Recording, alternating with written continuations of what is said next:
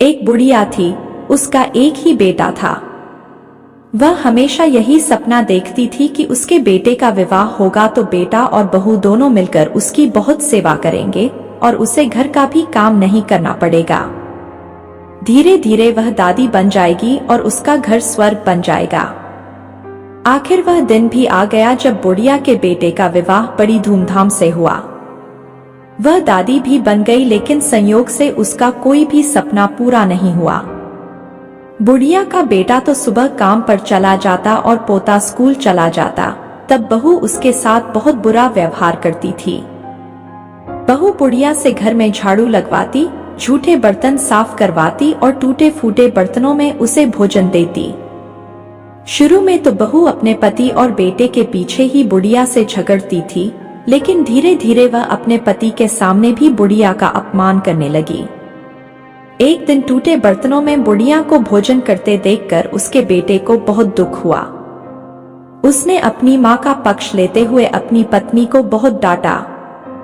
पति पत्नी दोनों में बहुत कहासुनी हो गई। धीरे धीरे बुढ़िया के बेटे ने भी पत्नी का विरोध करना छोड़ दिया। धीरे धीरे पोता बड़ा होने लगा तो वह अपनी माँ का विरोध करने लगा। वह अपनी दादी से बहुत प्यार करता था। अपनी दादी पर माँ द्वारा किए गए अत्याचारों को देखकर उसे बहुत दुख होता था। उसे अपनी दादी से हमदर्दी और सहानुभूति थी। अपनी माँ के डर से वह दादी की कुछ भी मदद नहीं करता था। धीरे धीरे पोता बड़ा हो गया और उसका विवाह भी हो गया। पोते की नई बहू छिप छिपकर अपनी दादी सास पर होते अत्याचारों को चुपचाप देखती रहती थी। लेकिन पतोहू को बुढ़ापे में दादी सास से काम करवाना जरा भी अच्छा नहीं लगता था। जब कभी पतोहू बुढ़िया की काम करने में मदद करती तो उसकी सास उसे खूब डांटती। पतोहू जब कभी दादी सास को रोते हुए देखती तो उसे बहुत दुख होता था। एक बार बुढ़िया बीमार पड़ गई और परलोक सिधार गई। अब बुढ़िया की बहू पतोहू से ही घर का सारा काम कराती और उसके साथ अभद्र व्यवहार करती। जब पतोहू ने देखा कि उसकी सास दादी सास की तरह ही उस पर भी अत्याचार कर रही है, तो उसने बदला लेने की ठान ली। वह भी अपनी सास से वैसा व्यवहार करने लगी जैसा व्यवहार उसकी सास अपनी सास से करती थी। अब तो पतोहू अपनी सास को फूटी थाली में भोजन देने लगी। यह देखकर उसके पति और ससुर ने बहुत विरोध किया। पतोहू ने अपने ससुर और पति से कहा, मेरी दादी सास जितनी मेहनती और सीधी थी, जब माताजी उन्हें फूटी थाली में भोजन देती थी तब तुम कुछ क्यों नहीं बोले?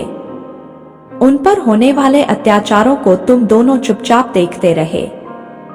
तब क्या तुम्हारे मुख पर ताला पड़ गया था? यदि किसी ने माताजी की पैरवी की तो मुझसे बुरा कोई न होगा। पतोहू की बातें सुनकर उसका पति और ससुर कुछ नहीं बोले। उन्होंने भी उसका विरोध करना छोड़ दिया। ससुर को अपनी पत्नी के साथ अभद्र व्यवहार देखकर बहुत गुस्सा भी आता था। जब ससुर पतोहू को डांटने लगे तो वह उनके साथ भी अभद्र व्यवहार करने लगी। सास ससुर अकेले में बैठकर अपने सुख दुख की बातें करते और यही सोचते थे कि जैसा करोगे वैसा ही भरोगे। दोस्तों, इस कहानी से आपने क्या सीखा? कमेंट करके जरूर बताएं। दोस्तों, कहानी अच्छी लगी है तो इस वीडियो को लाइक करें और ऐसी ही कहानियां सुनने के लिए हमारे चैनल को भी सब्सक्राइब करें। धन्यवाद।